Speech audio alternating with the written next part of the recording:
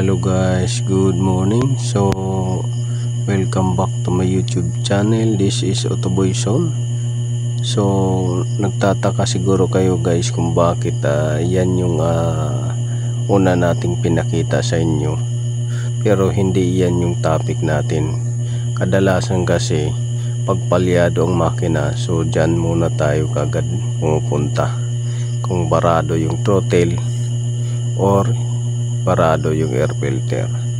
So mostly diyang dalawa na yan, filter at saka throttle, lalo na kung sa diesel.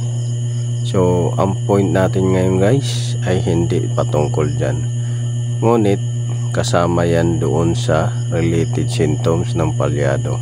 Pero ang isi-share ko sa inyo guys ay about this video guys na kailangan na check din natin. So ito na yung guys. So Mitsubishi Pajero 99 model. So itong fuel filter nya. So pagka may singaw yung fuel filter nya guys, kahit bago yan, may singaw sa mga hose. So hindi siya makabuo ng pressure doon sa kanyang priming pump patungo doon sa kanyang suction control valve guys, doon sa may injector ay injection pump. So yan yung isi-share ko sa inyo guys kung bakit namamalya yung diesel engine ninyo.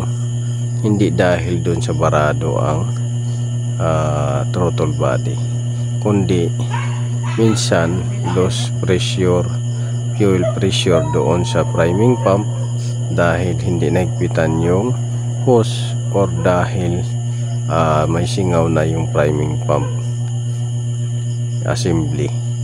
At pangalawa, dahil din doon sa may valve, kagaya ng pinakita ko sa inyo. So parte yan ng injection pump. So isa rin yan na nagkukos ng palyado pagka yan ay hindi mag-open ng todo, dahil solenoid valve yan siya guys. Close open yung performance nya, kaya dapat maganda yung pag-open nya at maganda rin yung pag-close nya, kasi shut off valve yan siya guys.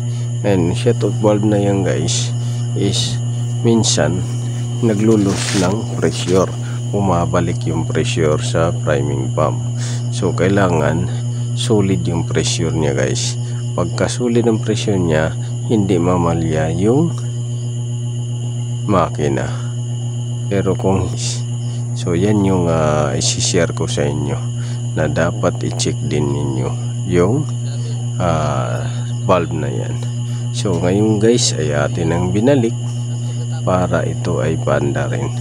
Sharing is caring lang naman to guys yung ginawa natin, dahil yun nilinisan lang natin yun at chinik sa labas. Kumbaga nag-bench test tayo. Ating inalam, ginastify natin kung pumipitik ba talaga, kasi minsan sa sobrang lalim niyan guys hindi mo makapa, hindi mo maabot kung pumipitik, kasi malakas ang pitik niyan guys sa normal talaga na opening. Pero dahil hindi natin narinig ay tinanggal natin at sinubukan nating i-test sa ating bench test.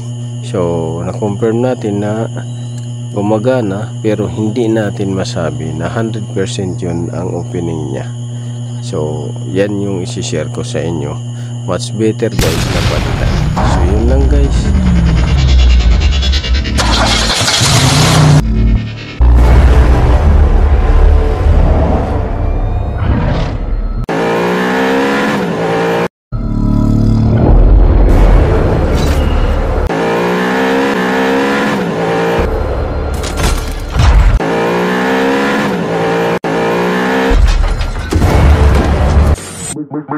Make